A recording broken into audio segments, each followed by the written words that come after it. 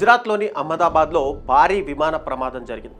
అహ్మదాబాద్ నుంచి లండన్ వెళ్తున్నటువంటి air India విమానం ఒక్కసారిగా కుప్పకూలింది. టేకాఫ్ అయిన కొద్దిసేపటికే విమానం కూలిపోగా దీనికి సంబంధించిన వీడియోలు సోషల్ మీడియాలో చాలా వైరల్గా మారాయి.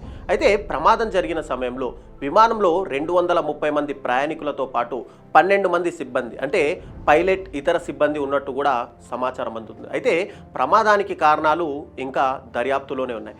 ఈ క్రమంలో ఒకసారి ఇండియాలో జరిగినటువంటి డేంజరస్ ఫ్లైట్ యాక్సిడెంట్ల గురించి మనం ఒక్కసారి తెలుసుకునే ప్రయత్నాలు చేద్దాం. 1996 నవంబర్ 12న ఘోర విమాన ప్రమాదం జరిగింది. సౌదీ అరేబియా ఎయిర్లైన్స్కు చెందినటువంటి 763 విమానం, కజకిస్తాన్ ఎయిర్లైన్స్కు చెందినటువంటి 1907 విమానం కూడా రెండు చాక్రీ దాద్రిలో గాలిలో ఢీకొట్టాయి. అయితే కజకిస్తాన్ విమానం పైలట్ చేసిన తప్పిదం వల్ల ఈ రెండు విమానాలు కూడా పరస్పరం ఢీకొట్టాయి. ఈ ప్రమాదంలో రెండు విమానాల్లో ఉన్నటువంటి 349 మంది ప్రయాణికుల ప్రాణాలు అప్పట్లో గాల్లో కలిసిపోయాయి. ఇక 1978 జనవరి 1న జరిగిన ఎయిర్ ఇండియా ప్రమాదం కూడా భారతదేశ చరిత్రలో డెడ్లీ ఫ్లైట్ యాక్సిడెంట్లలో ఒకటిగా చెప్పుకోవచ్చు.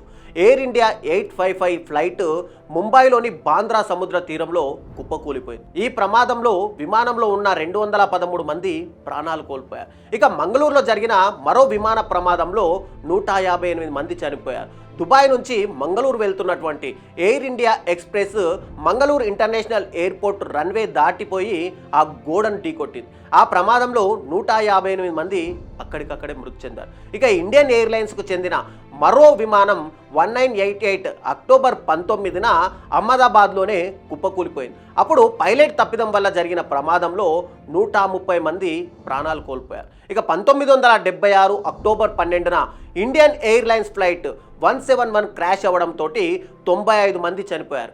ఇంజన్ ఫెయిల్యూర్ వల్ల విమానంలో మంటలు చెలరేగగా దీంతో ఫ్లైట్లో ఉన్న అందరూ కూడా చనిపోయారు.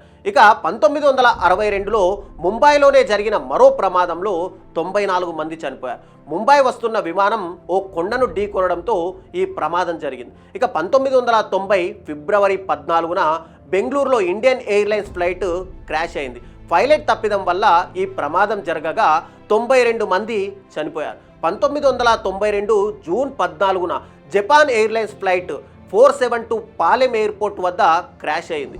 ఈ ప్రమాదంలో 82 మంది ప్రయాణికులు, 3 విమాన సిబ్బంది కూడా చనిపోయారు. తప్పుడు సిగ్నల్ ఇవ్వడం వల్లే ఈ ప్రమాదం జరిగిందని చెప్పి జపాన్ గతంలో ఆరోపించింది. అయితే తమ ఆర్డర్స్ పైలట్ పట్టించుకోలేదంటూ చెప్పి ఇండియా ఆ ఆరోపణలని తిప్పికొట్టింది. టోటల్గా ఇప్పటి వరకు మన భారతదేశ చరిత్రలో ఇన్ని ఫ్లైట్ యాక్సిడెంట్లు అయితే జరిగాయి. కాబట్టి రాబోయే రోజుల్లో ఇలాంటి ఫ్లైట్ క్రాషెస్ జరగకుండా ప్రభుత్వం కానీ విమానయాన సంస్థలు కూడా ఖచ్చితంగా దీనిపై దృష్టి పెట్టి వీటిని అరికట్టాల్సిన బాధ్యత వాళ్ళందరి మీద కూడా ఉంది.